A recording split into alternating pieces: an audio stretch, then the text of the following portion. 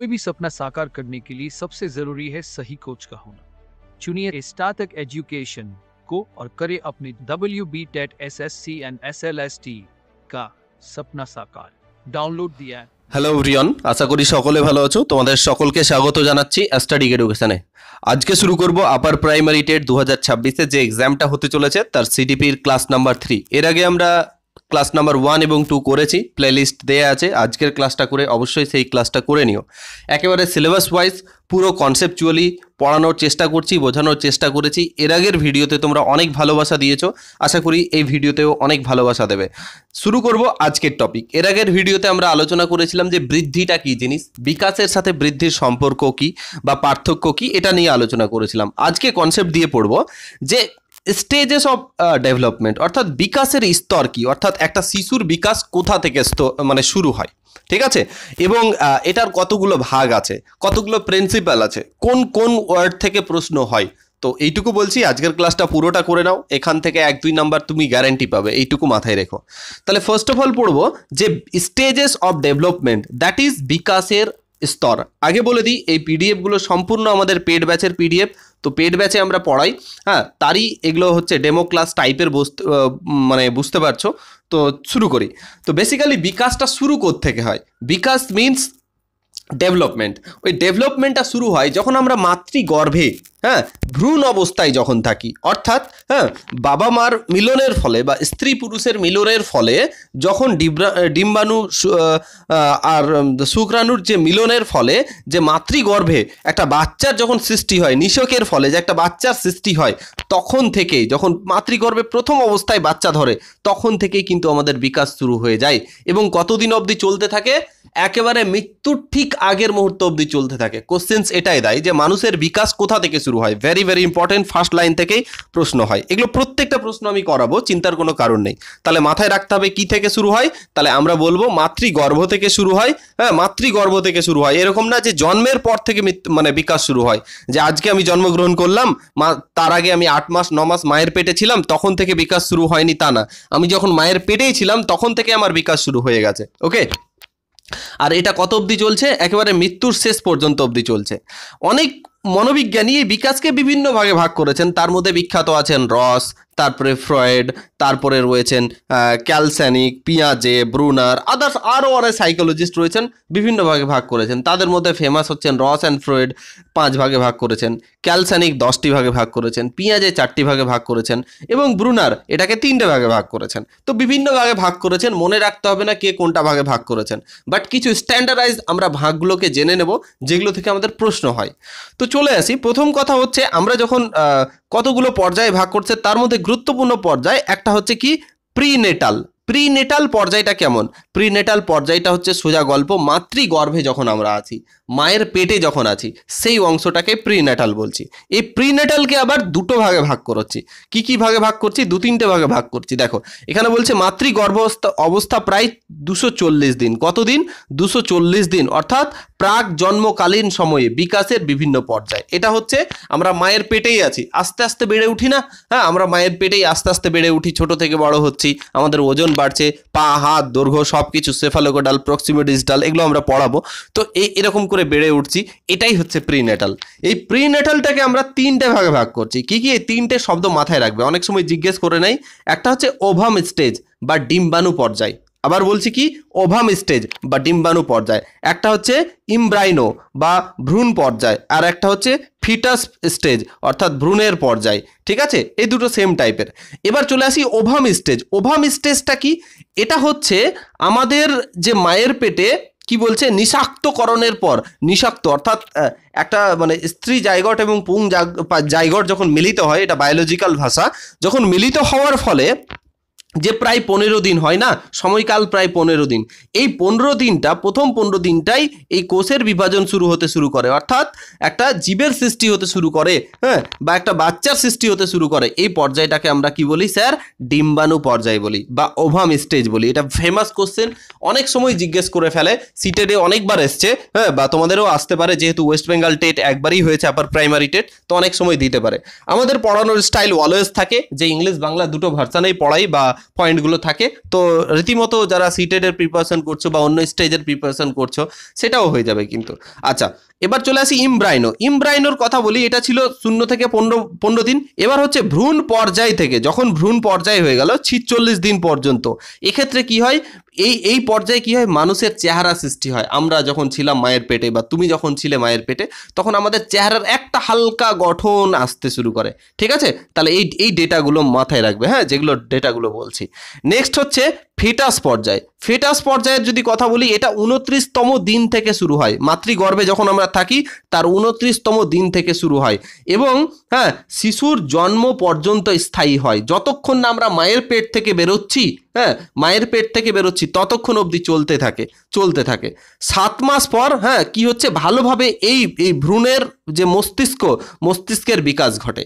একবারে মেন পয়েন্টগুলোকে তুলে ধরেছি। 3টে কথা বললাম প্রিনেটালে, একটা হচ্ছে ওভাম, ইংলিশটাই মাথায় রেখো, হ্যাঁ, কি বললাম স্যার, ওভাম স্টেজ 15 দিন পর্যন্ত।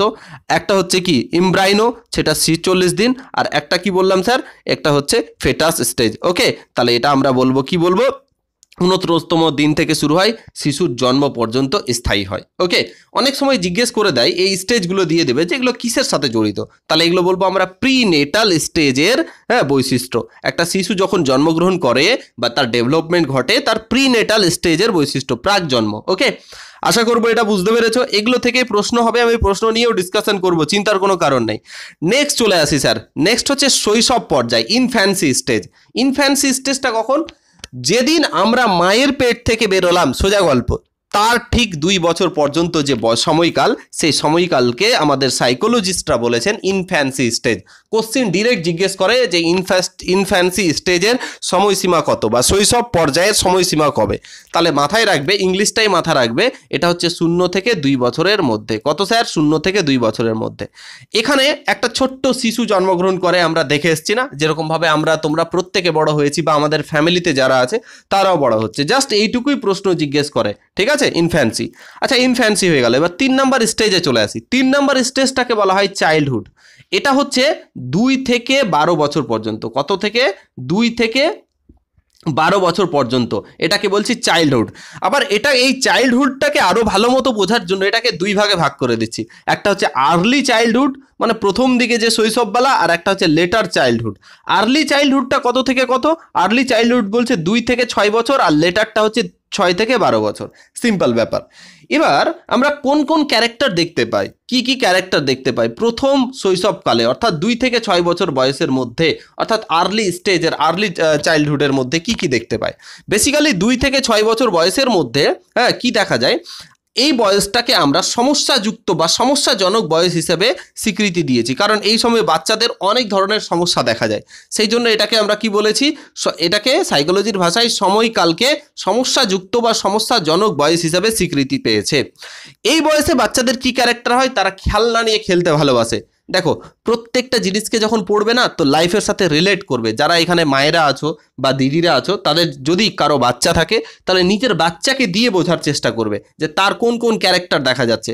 অথবা যারা এখানে অন্যরা রয়েছে, বাড়িতে যদি কারো বাচ্চা থাকে, যে কারো থাকুক না কেন, তাকে অবজার্ভ করবে আর ওটা দিয়ে মনে রাখবে, তাহলে মনে বেশি থাকবে।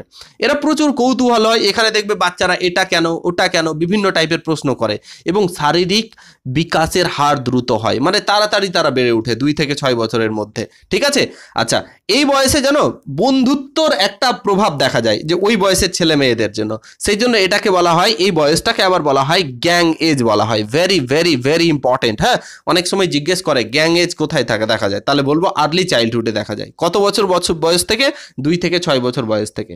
এই পর্যায়ে ভাষার বিকাশ শুরু হয়, তারা একটু ভাবে কথা বলতে শুরু করে। শিশু অনুকরণের মাধ্যমে শব্দগুলো বলার চেষ্টা করে, মানে আমরা যেরকম ভাবে বলবো আমাদের বাচ্চারাও সেরকম ভাবে কথা বলবে। তারা রাগ, আনন্দ, দুঃখ, ঈর্ষা, কৌতূহল, প্রত্যেকটা আবেগ তাদের এক্ষেত্রে কি হচ্ছে, বিকাশিত হচ্ছে। তারা রাগ কিভাবে দেখাতে হয়, আনন্দ কিরকম হয়, ঈর্ষা, দুঃখ, কৌতূহল, আর এই ধরনের যে ইমোশনস, এগুলো তাদের বিকাশিত হয়।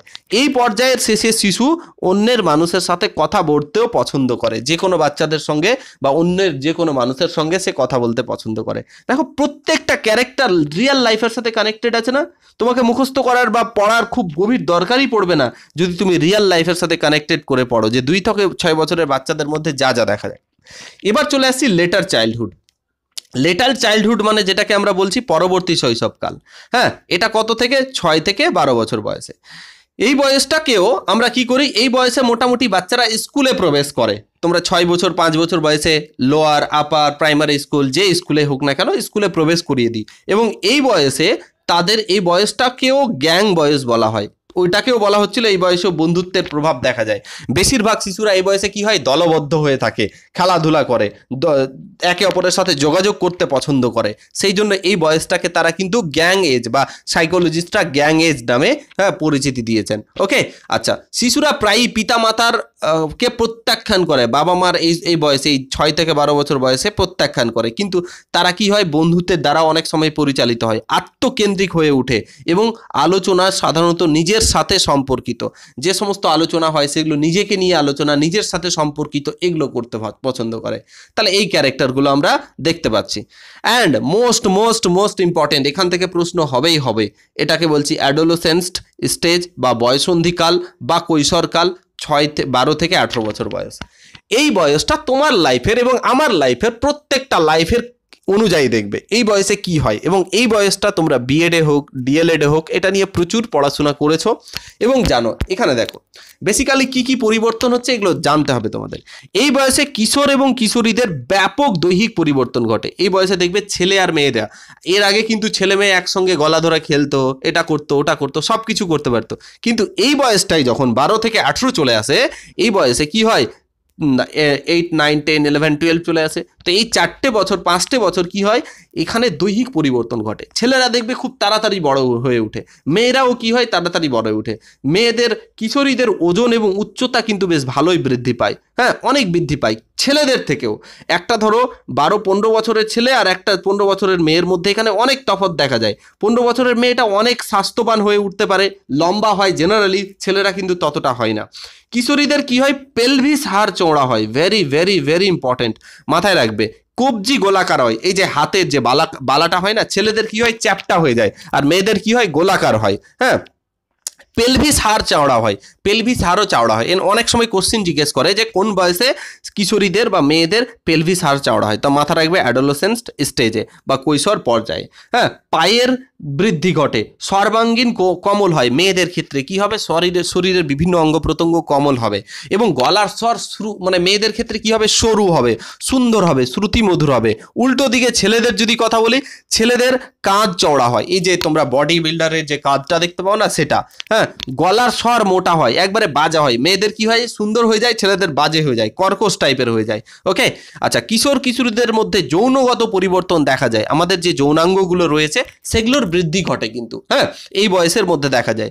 যে সমস্ত কিশোরীরা শারীরিকভাবে বা কিশোররা শারীরিকভাবে দুর্বল হয়ে পড়ে, বা যেরকমভাবে বৃদ্ধি হওয়া উচিত সেরকমভাবে যদি বৃদ্ধি না হয়, তারা কিন্তু অনেক সময় কি হয়, সমাজে অভিযোজন করতে পারে না, দুর্বল হয়ে পড়ে এবং দুশ্চিন্তায়ও ভুগে, হীনমন্যতায়ও ভুগে। ঠিক আছে, বিশেষ করে এটা ছেলেদের ক্ষেত্রে দেখা যায়, অনেক ক্ষেত্রে এই সমস্ত ক্যারেক্টার দেখা যায়। এগুলো প্রত্যেকটা জিনিস ইম্পর্টেন্ট, মাথায় রাখবে। এই বয়সে যেহেতু আমরা দেখেছি প্রথম প্রেম, প্রথম ভালোবাসা, প্রথম ভালো লাগা এই বয়সেই কিন্তু হয়, সেই জন্য আমাদের বিপরীত লিঙ্গের প্রতি আকর্ষণ জন্মায় এই বয়সে, ছেলে হোক মেয়ে হোক।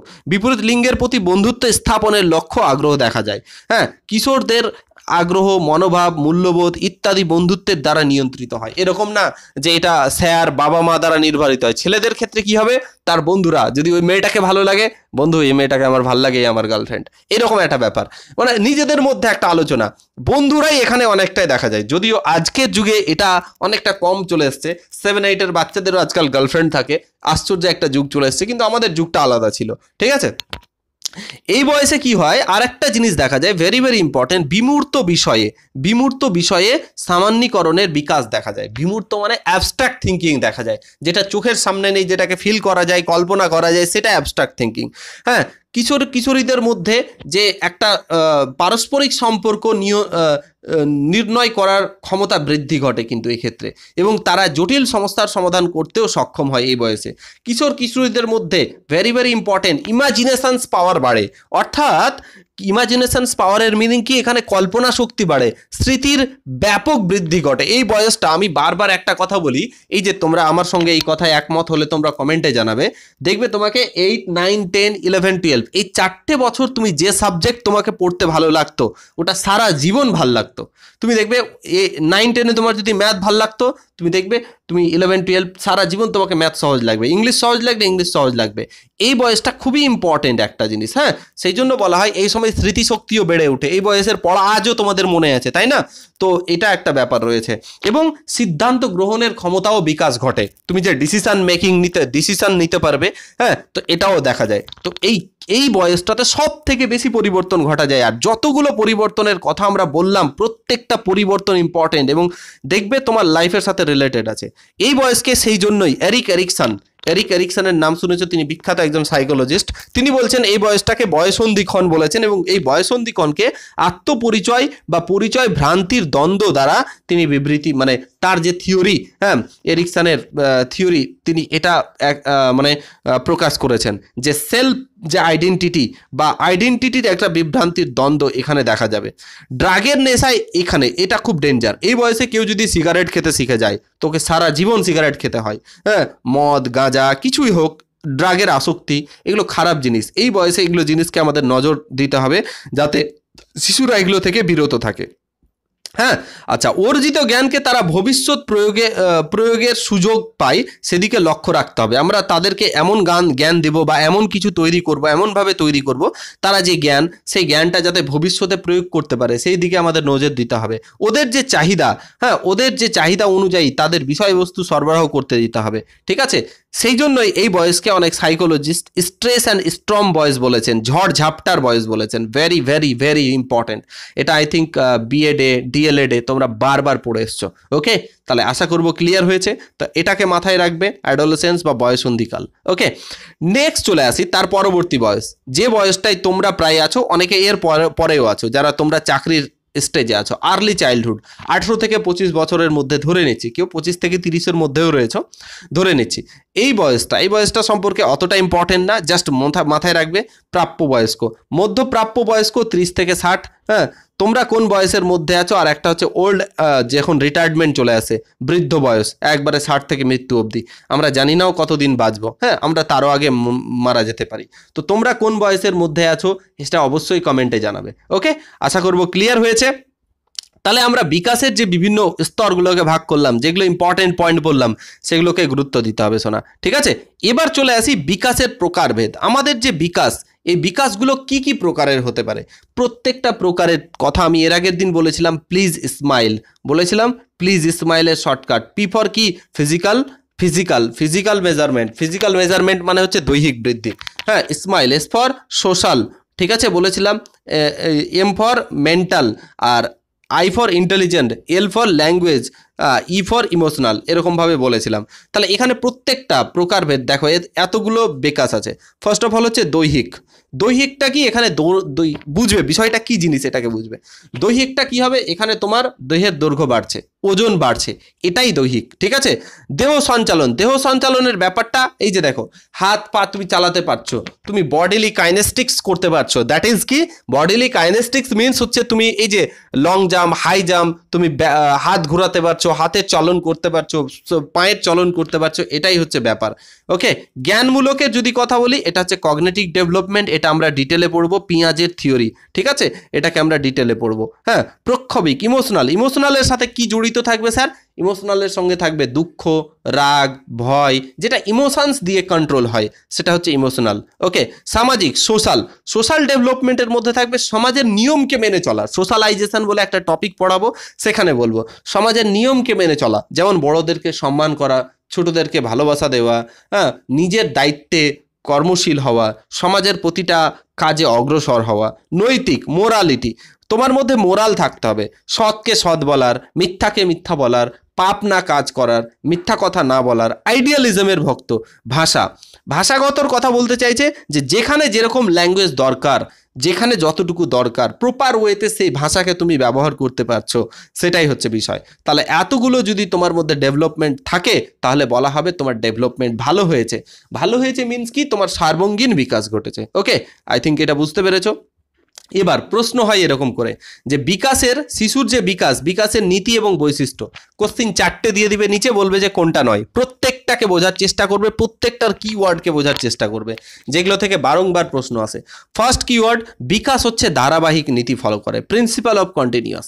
কথাটার মিনিং আগে বুঝবে। প্রিন্সিপাল অফ কন্টিনিউয়াসের মিনিং হচ্ছে বিকাশ একটা নির্দিষ্ট মাতৃগর্ভ থেকে শুরু হয় এবং চলতে থাকে, এটা থামার নেই। কত দূর অবধি চলতে থাকে? যখন না মানুষ মারা গেছে বা যে কোনো জীব মারা গেছে ততদিন অবধি চলতে থাকে। অর্থাৎ বিকাশ কন্টিনিউয়াসলি চলতে থাকবে, মৃত্যুর আগের মুহূর্ত অবধি চলবে। সেই জন্য এটাকে বলা হয় প্রিন্সিপাল অফ কন্টিনিউয়াস।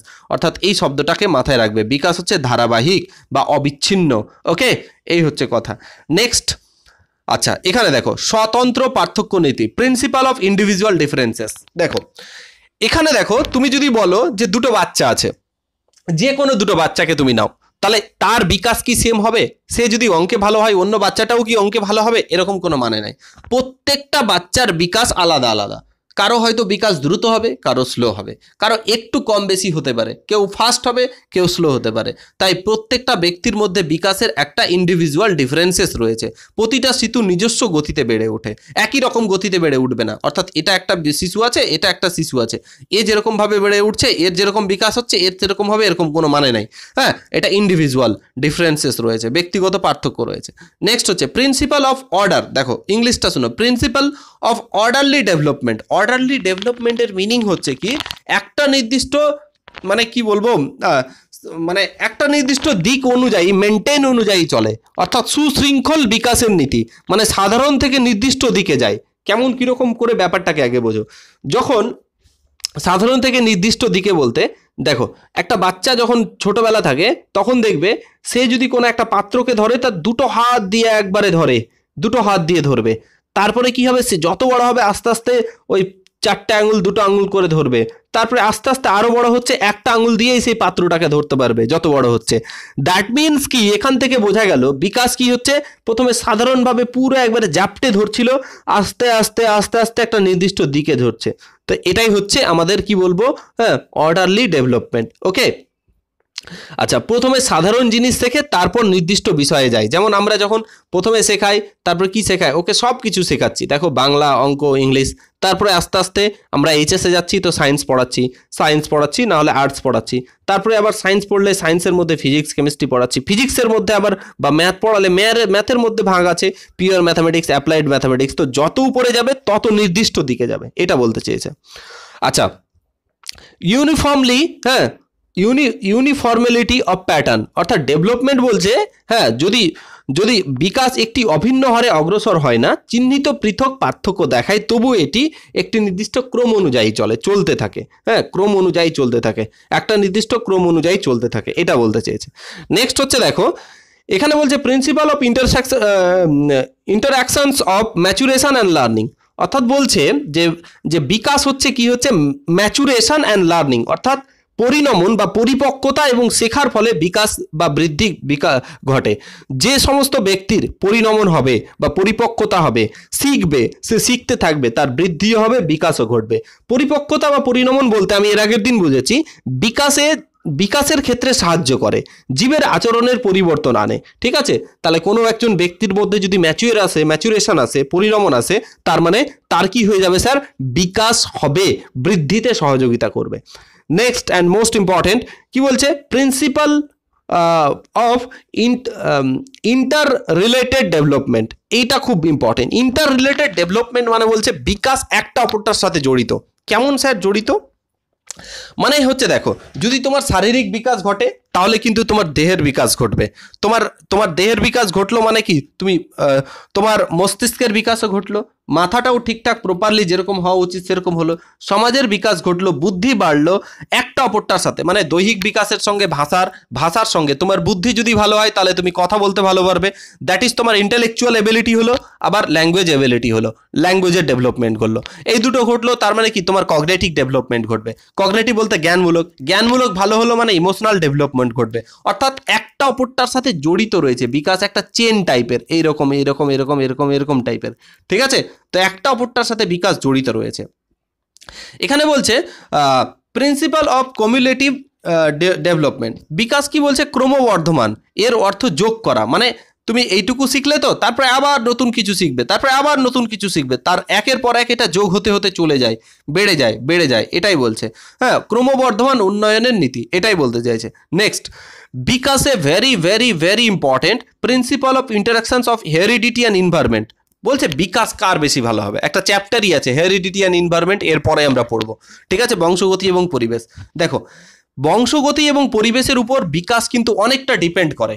তোমার যদি মানে একটা বাবা মার থেকে যে বাবা মার যদি বিকাশ ভালো হয়, একটা বাবা মা, ধরো এটা বাবা, হ্যাঁ, আর এটা মা আছে, এদের যদি বিকাশ ভালো হয় তাহলে বলা যায়, সায়েন্স বলে যে এদের সন্তানের বিকাশ ভালো হওয়ার সম্ভাবনা রয়েছে।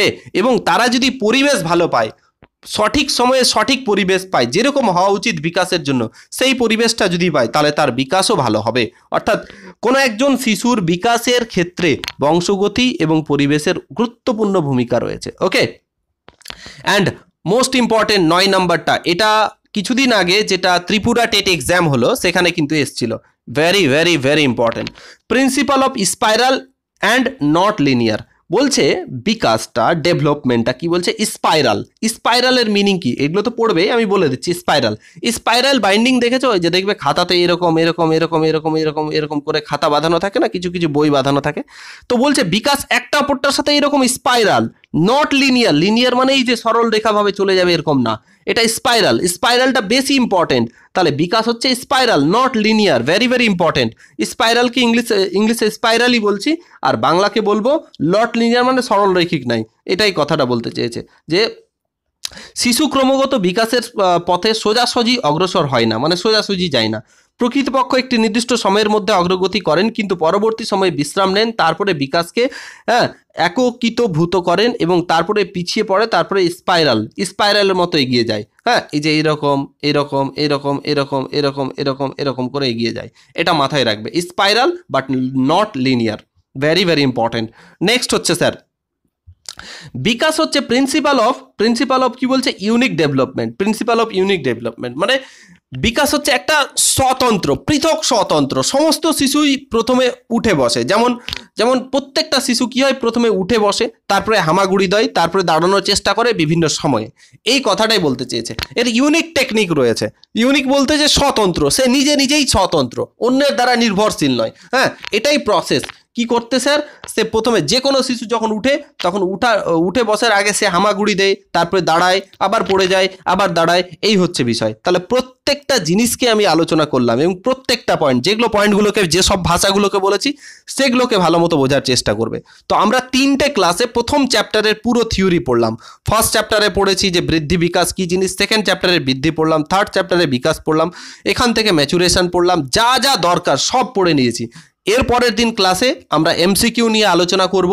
তোমাদের ক্লাসটা কেমন লাগছে তোমরা অবশ্যই জানাবে। আর আমাদের যদি পেড ব্যাচে ভর্তি হতে চাও, আবারও বলছি আমাদের পেড ব্যাচ শুরু হয়ে গেছে, যদি ভর্তি হতে চাও অবশ্যই আমাদের অ্যাস্টাডিক এডুকেশন অ্যাপটাকে ডাউনলোড করো গুগল প্লে স্টোর থেকে। তারপরে এই নাম্বারে তোমরা অবশ্যই ডিটেল জেনে যাবে, কোর্স ফি ডিটেল সব কিছু জেনে যাবে। ওকে, জানতে পারবে। এই নাম্বারে হোয়াটসঅ্যাপ করে নিও, ফোন করো না, ফোনে লাগবে না। হ্যাঁ, যারা সায়েন্সের আছো তারা ম্যাথ অ্যান্ড সায়েন্স ব্যাচে যুক্ত হয়ে যাবে, আর্টসের আছো তারা সোশ্যাল স্টাডিজ ব্যাচে যুক্ত হয়ে যাবে। রীতিমতো ফুল কনফিডেন্সে ক্লাস চলছে এবং প্রত্যেকটা তোমাদের এমসিকিউ সলভ, প্রত্যেকটা চ্যাপ্টার ওয়াইজ ছোট ছোট জিনিসগুলোকে ভালো নিয়ে আলোচনা করা হচ্ছে। হ্যাঁ, আশা করি তোমরা লাভবান হবে। অনেক স্টুডেন্ট আমাদের কাছে পড়ছে, হ্যাঁ, তো তোমরাও অ্যাডমিশন হতে পারো। So thank you. পরবর্তী ক্লাসে আবার দেখা হবে। Thank you for watching this video.